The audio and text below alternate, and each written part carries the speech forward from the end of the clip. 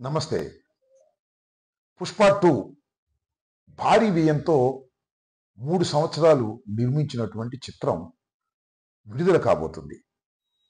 దేశంలో సినీ అభిమానులందరూ కూడా చాలా ఉత్కంఠతో ఎదురు చూస్తున్నారు. 'పుష్ప 1' కన్నా ఇది బాగా హిట్ అవుతుందా? అంతకన్నా మంచి పేరు తీసుకొస్తుందా? అనేటువంటి ఉద్దేశంతో అందరూ ఎదురు చూస్తున్నారు. నేను హృదయపూర్వకంగా కోరుకుంటున్నా. ఈ 'పుష్ప 2' ఘన విజయం సాధించాలని, తెలుగు వారికి పేరు ప్రఖ్యాతులు తీసుకురావాలని. ఇంకొక అంశం ఏంటంటే, దీని నేపథ్యంలో చిన్న చిన్న విషయాలు ఎక్కడో వినిపిస్తున్నాయి గుసగుసలు. ఎవరో కొందరు ఈ సినిమాని ఆడుకోకుండా ఉండాలని కోరుకుంటున్నారని, కొన్ని చోట్ల ఆడుకోకుండా చేయాలని ప్రయత్నం చేస్తున్నారని వింటున్నాం. అది రూమర్సో, నిజాలో నాకైతే తెలియదు. అలాగే నాగబాబు గారు కూడా ఒక ట్వీట్ చేశారు.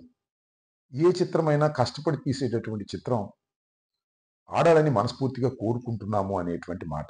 బహుశా ఈ వివాదాన్ని తగ్గించటం కోసమో, తెరదించటం కోసమో ఆయన ఈ ట్వీట్ సదుద్దేశంతో చేశారని నేను భావిస్తున్నాను. ఈ సందర్భంగా నేను ఒక విషయాన్ని చెప్తున్నా. ఎవరైనా ఎక్కడైనా ఈ 'పుష్ప 2' గురించి ఆడకూడదనో, లేకపోతే ఇంకోటనో ఉంటే వాళ్ళందరికీ నేను మనవి చేసేది ఏమిటంటే, ఎవరైనా ఒక సినిమా ఆడకూడదని కోరుకుంటే ఆడని రోజులు కాదు. సినిమా బాగుంటే అద్భుతంగా ప్రజలు, ప్రేక్షకులు చూస్తారు. బాగోపోతే ఒకరు చెప్పాల్సిన అవసరం లేదు. ఫ్లాపులయిపోతాయి. ఎంత పెద్ద నటుడు నటించినా అవి సక్సెస్ అవ్వాలని గ్యారంటీ లేదు. ఇంతకుముందు చలనచిత్రాలు చూడండి మీరు ఇంతకుముందు. కానీ 'పుష్ప 1' చాలా అద్భుతంగా హిట్ అయింది. ఊహకందని విధంగా హిట్ అయింది. అల్లు అర్జున్ అనే తెలుగు నటుడికి పేరు ప్రఖ్యాతులొచ్చాయి. మనందరం కూడా గర్వించదగ్గ స్థాయిలోకి అల్లు అర్జున్ వెళ్ళాడు. ఇది వాస్తవమైనటువంటి అంశం. కాబట్టి తెలుగువాడిగా అది బాగుండాలి, బాగా హిట్ కావాలని కోరుకోవటంలో ధర్మం ఉంది. ఇంకో అంశం ఏంటంటే, ఎక్కడైనా చిన్న చిన్న ప్రయత్నాలు చేస్తే వారికి మనవి చేసేది ఏమిటంటే, పెద్దవాళ్ళ మధ్యన గ్యాపులు ఉండవు. ఉన్న చాలా తాత్కాలికంగా ఉంటాయి. ఏదో క్షణంలో కలిసిపోతారు. ఇప్పుడు కీచులాడుకునే వాళ్ళే మిగిలిపోతారు. ఈ సత్యాన్ని మీరు తెలుసుకోండి. ముఖ్యంగా ఒక ఉదాహరణ చెప్తాను. ఎన్టీ రామారావు గారి కుటుంబంలో ఆయన తర్వాత చంద్రబాబు నాయుడు గారు, హరికృష్ణ గారు. చంద్రబాబు నాయుడు గారు, పురంధరేశ్వరి గారు. చంద్రబాబు నాయుడు గారు, వెంకటేశ్వరరావు గారు. బజార్‌ని పడి మాట్లాడుకున్నారు. కాలం ఏం చేసింది వారిని కలపలేదా? అంతే.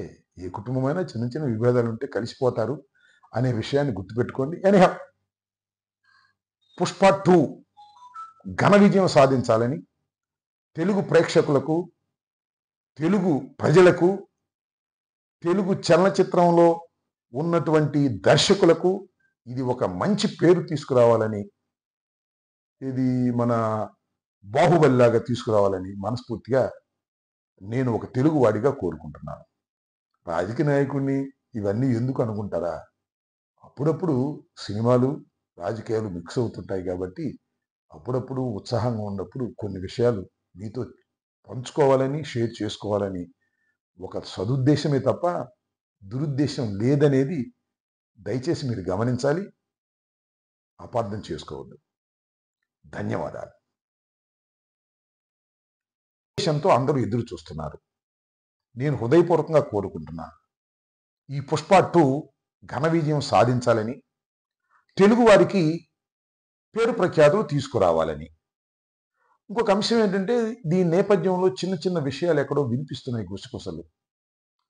ఎవరో కొందరు ఈ సినిమాని ఆడుకోకుండా ఉండాలని కోరుకుంటున్నారని, కొన్ని చోట్ల ఆడుకోకుండా చేయాలని ప్రయత్నం చేస్తున్నారని వింటున్నాం. అది రూమర్సో, నిజాలో నాకైతే తెలియదు. అలాగే నాగబాబు గారు కూడా ఒక ట్వీట్ చేశారు. ఏ చిత్రమైనా కష్టపడి తీసేటటువంటి చిత్రం ఆడాలని మనస్ఫూర్తిగా కోరుకుంటున్నాము అనేటువంటి మాట. బహుశా ఈ వివాదాన్ని తగ్గించటం కోసమో, తెరదించటం కోసమో ఆయన ఈ ట్వీట్ సదుద్దేశంతో చేశారని నేను భావిస్తున్నాను.